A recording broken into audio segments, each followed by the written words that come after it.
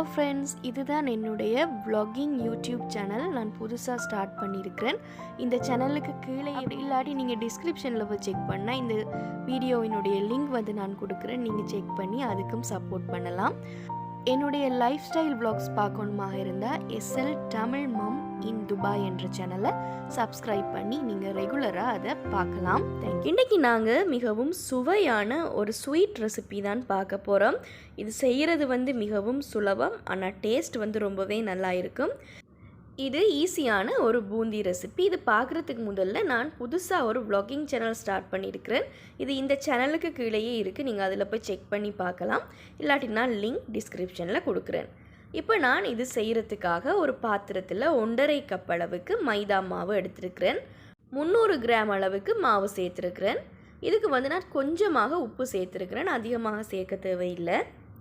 உப்பு சேர்த்ததுக்கு அப்புறமாக இதில் நான் பேக்கிங் சோடா ஒரு 1/2 டீஸ்பூன் அளவுக்கு சேர்த்துக்கொள்கிறேன். அப்போ இந்த பூந்தி வந்து நல்ல உப்பலாக வரும். இப்போ இது எல்லாத்தையுமே நல்லா மிக்ஸ் பண்ணினதுக்கு அப்புறமாக இதுக்கு நான் ஃபுட் கலர் சேர்க்க போகிறேன். ரெட் கலர் தான் சேர்க்குறேன். உங்களுக்கு இதில் ஃபுட் கலர் சேர்க்க விருப்பம் இல்லைன்னு சொன்னால் ஹெல்த்தியாக சேர்க்கணும் என்றால் நீங்கள் இயற்கையாக செய்யக்கூடிய ஏதாவது ஒரு ஃபுட் கலர் சேர்க்கலாம். நான் இன்றைக்கி ரெட் கலர் சேர்த்துருக்கிறேன். நீங்கள் ரெட் கலர் தான் சேர்க்கணும் வண்டி இல்லை, மஞ்சள் கலர், பச்சை எது வேணுமென்றாலும் உங்களோட விருப்பத்துக்கு ஏற்ற மாதிரி சேர்த்துக்கொள்ளலாம். தண்ணீர் சேர்த்து மிக்ஸ் பண்ணும் பொழுது அளவுக்கு அதிகமாக தண்ணீர் சேர்த்திங்களா இருந்தால் மாவு வந்து ஆகவும் தண்ணீராக போயிடும். இது வந்து கொஞ்சம் திக்காகவும் இருக்க வேணும், அதுக்காக ஆகவும் திக்காகவும் இருக்கக்கூடாது. தோசை மாவு கன்சிஸ்டன்சியை விட கொஞ்சம் தண்ணியாக இருந்தால் இது வந்து நல்லா வரும். இப்போ இந்த மாதிரி நான் தண்ணீர் சேர்த்து இதை நல்லாவே மிக்ஸ் பண்ணி கொள்கிறேன். கட்டிகள் எதுவும் இல்லாத மாதிரி இந்த மாதிரி நல்லா மிக்ஸ் பண்ணி எடுத்துக்கொள்ளுங்க. இப்படி நீங்கள் ஸ்பூனால் விடும்போது நல்லா ஈஸியாக கீழே விழக்கூடிய மாதிரி இருக்க வேணும். இப்போ இதை நான் வந்து ஒரு பைப்பிங் பேக்குக்கு மாற்றி எடுக்க போகிறேன். நீங்கள் பைப்பிங் பேக்கில் தான் போடணும் வண்டி இல்லை, உங்கள்கிட்ட இருக்கக்கூடிய எந்த பேக்கை வேணாலும் நீங்கள் யூஸ் பண்ணலாம். இந்த மாதிரி ஒரு பொலித்தீன் பேக்கில் நான் இதை எடுத்துக்கொள்கிறேன். ஒரு கப்பில் பொலித்தீன் பேக்கை விரிச்சிட்டு அதுக்கப்புறமாக நீங்கள் எடுக்கும் பொழுது உங்களுக்கு ஈஸியாக இருக்கும். இப்போ இதை வந்து நாங்கள் மேலே கட்டி வச்சிடலாம். கீழே வந்து நாங்கள் கத்திரிக்கோலால் கட் பண்ணி பொரிக்கும் பொழுது பொரிச்சுக்கொள்ளலாம். இப்போ நான் சீனி எடுத்திருக்கிறேன் ஒரு பாத்திரத்தில். இப்போ ஒரு பாத்திரத்தில் நான் சீனி 2 கப் அளவுக்கு எடுத்திருக்கிறேன், 400 கிராம் அளவுக்கு. இதுக்கு வந்து 1 கப் அளவுக்கு தண்ணீர் சேர்த்து இதை நாங்கள் பாகு மாதிரி காய்ச்சி கொள்ள போகிறோம். பாகு வந்து நீங்கள் எந்த கன்சிஸ்டன்சியும் இதுக்கு இல்லை. நீங்கள் இதை வந்து நல்லா சீனி கரையும் வரைக்கும் மிக்ஸ் பண்ணி விட்டதுக்கு அப்புறமாக அடுப்பை ஒன் பண்ணி ஒரு 2 நிமிஷம் இதை நல்லா கொதிக்க விடுங்க. நல்லா அந்த பபிள்ஸ் எல்லாமே வர ஸ்டார்ட் ஆகினதுக்கு அப்புறமாக கையில் தொட்டு பார்த்தா கொஞ்சம் நல்லா பிசு பிசுப்பாக இருக்க வேணும், அவ்வளவுதான். மற்றது நீங்கள் கம்பி பதத்துக்கோ எதுக்கோ காய்ச்ச வேண்டிய அவசியம் இல்லை. நாங்கள் குலோப் ஜாமுனுக்கெல்லாம் எந்த அளவுக்கு இதை வந்து சீனிப்பாக செய்வோமோ அதே அளவுக்கு நீங்கள் செய்தாலே போதும். இப்போ இது ரெடியாகியாச்சு, ஸ்டவ்வை ஆஃப் பண்ணிடலாம். இப்போ நான் இதில் எலுமிச்சம்பழச்சாறு கொஞ்சமாக சேர்த்துக்கொள்கிறேன். அப்போ இது வந்து கட்டியாகாமல் இப்படியே இருக்கும்.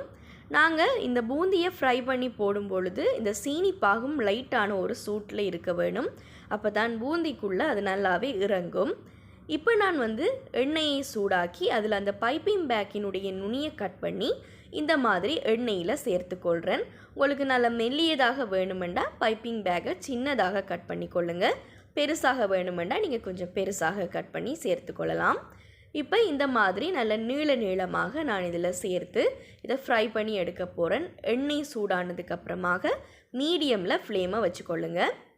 இப்போ இந்த மாதிரி உங்களால் முடிஞ்ச அளவுக்கு அந்த எண்ணெயோட அளவுக்கு ஏற்ற மாதிரி சேர்த்ததுக்கு அப்புறமாக இதை நல்லா மொறுமொறுப்பாக வரும் வரைக்கும் ஃப்ரை பண்ணி எடுக்கலாம்.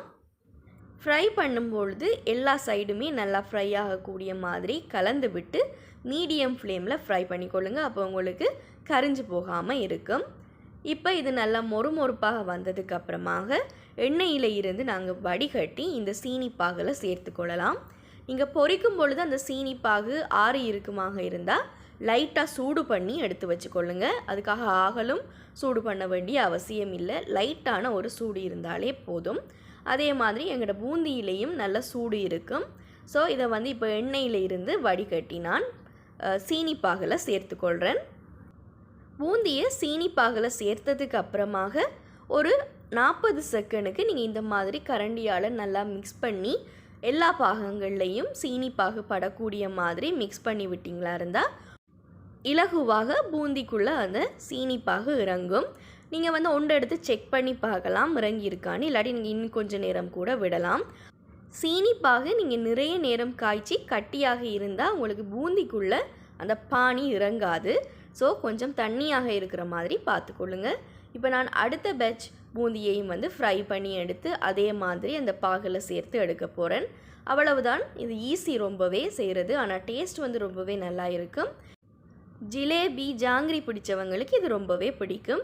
உங்களுக்கு ஏதாவது ஃப்ளேவர் இதில் சேர்க்க விருப்பம் இருந்தால் வெனிலா எசன்ஸ் சேர்த்துக்கொள்ளலாம். அல்லாட்டி நீங்கள் ஏலக்காய் கூட 2 தட்டி அந்த சீனி பாகில் சேர்த்தா உங்களுக்கு அந்த ஃப்ளேவர் கிடைக்கும். நான் இன்றைக்கி எதுவுமே சேர்க்காமல் ப்ளெயினாக தான் செய்திருக்கிறேன். இப்போ அடுத்த பேட்சையும் நான் சீனி பாகில் சேர்த்து கலந்து எடுத்துக்கொள்ள போகிறேன். இந்த ஸ்வீட் வந்து உங்களுக்கு ஃபாஸ்ட்டாக நல்ல ஈஸியாக செய்து எடுத்துக்கொள்ள முடியும். இப்போ இந்த 2வது பேட்ச் பூந்தியையும் நான் வடிகட்டி எடுக்கிறேன். பார்க்கும் பொழுது உங்களுக்கு தெரியும் நல்ல பளபளப்பாக வந்திருக்கு. டேஸ்ட்டும் அவ்வளவு சூப்பராக இருக்கும். மேலே நல்ல மொறுமொறுப்பாகவும் உள்ளே வந்து அந்த பானி இறங்கி நல்ல ஸ்வீட்டாகவும் இருக்கும். ஸோ அவ்வளவுதான். இது செய்கிறது ரொம்பவே சிம்பிள். நீங்களும் வீட்டில் ஒரு தடவை ட்ரை பண்ணி பாருங்கள், உங்களுக்கு ரொம்பவே பிடிக்கும். பிடிச்சிருந்தால் உங்களுடைய ஃபீட்பேக்கை எனக்கு மறக்காமல் கொமெண்ட்ஸில் தெரியப்படுத்துங்க. உங்களுடைய ஃப்ரெண்ட்ஸோட ஷேர் பண்ணுங்கள். என்னுடைய சேனலை சப்ஸ்கிரைப் பண்ணி பெல் ஐக்கானை ப்ரெஸ் பண்ணி வச்சுக்கொள்ளுங்க.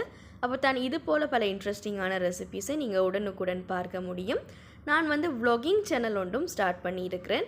அது வந்து இந்த சேனலுக்கு கீழேயே நீங்கள் போய் பார்க்கும் பொழுது இருக்கும். SLTamilMominDubai என்று இருக்கும்.